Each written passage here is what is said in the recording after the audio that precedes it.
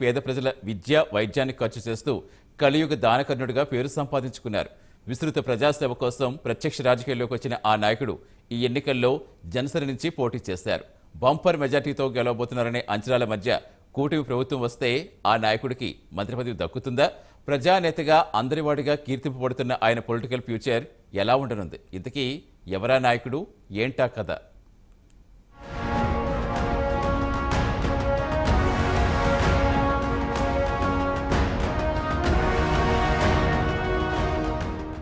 బత్తుల బలరామకృష్ణ ఈ పేరు వింటే అన్నార్తులు పులకించిపోతారు. కులమతాలకు అతీతంగా ప్రజలకు అండగా ఉన్న నాయకుడు. ప్రజల కష్టనష్టాల్లో తోడున్న బత్తుల జీవితంలో అంచెలంచెలుగా ఎదిగి ఉన్నత స్థానానికి ఎదిగారు. మరింత విస్తృత ప్రజాసేవ చేయాలన్న లక్ష్యంతో ప్రత్యక్ష రాజకీయాల్లోకి వచ్చారు. ఈ ఎన్నికల్లో జనసేన పార్టీ నుంచి పోటీ చేశారు. 100% స్ట్రైక్ రేట్ సాధించాలన్న లక్ష్యంతో అన్ని లెక్కలు సరిచూసుకున్నాకే గెలుపు గుర్రాలను బరిలోకి దించారు పవన్. రాజానగరం నియోజకవర్గంలో బత్తుల బలరామకృష్ణకు ఉన్న ప్రజాదరణను దృష్టిలో ఉంచుకుని ఆయన గెలుపు ఖాయమని తేలాకే బత్తులను బరిలోకి దించారు.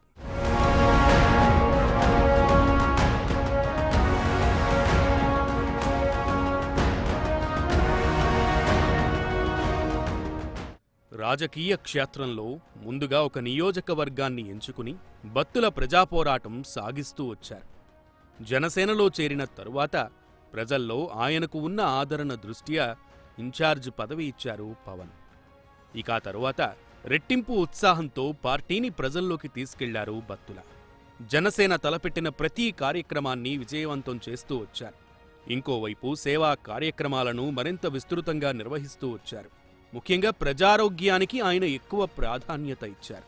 అంబులెన్స్ సర్వీసులు, మెడికల్ క్యాంపులు, పేదలకు ఉచిత మెడిసిన్ పంపిణీతో ప్రజాసేవలో తనకు తానే సాటి అన్నట్లు నిలిచారు. అంతేకాదు, చదువుకోవడానికి డబ్బులు లేని ఎందరో పేద విద్యార్థులను చదివించారు. సొంత డబ్బులతో ప్రజలకు బత్తుల బలరామకృష్ణ చేసిన సేవ ఎనలేనిది.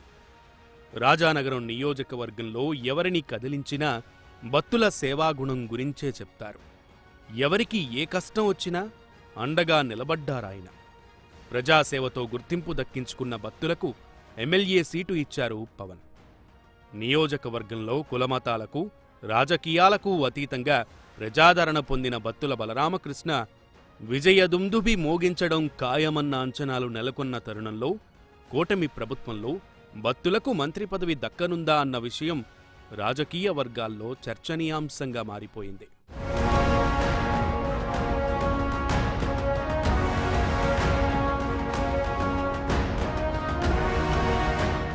ఇప్పటికే జనసేనకు 6 మంత్రి పదవులు ఖాయమని ప్రచారం జరుగుతున్న తరుణంలో బత్తుల బలరామకృష్ణ లాంటి వారిని మంత్రివర్గంలోకి తీసుకుంటే అందరికీ ఉపయోగపడతారన్న అభిప్రాయం అటు జనసేన శ్రేణుల్లోనే కాకుండా టీడీపీ వర్గాల్లో సైతం వినిపిస్తున్న మాట. అందరివాడిగా పేరు సంపాదించుకున్న బత్తుల బలరామకృష్ణకు టీడీపీ, బీజేపీ శ్రేణులు పూర్తి సహకారం అందించాయి.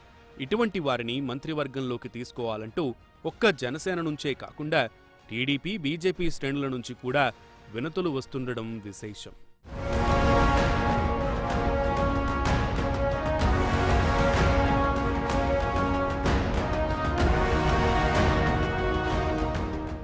బత్తుల బలరామకృష్ణ చేస్తున్న సేవా కార్యక్రమాల గురించి ఎంత చెప్పుకున్నా తక్కువే.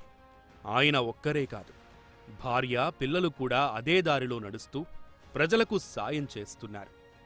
కరోనా సమయంలో అయితే విస్తృత సేవలు అందించారు.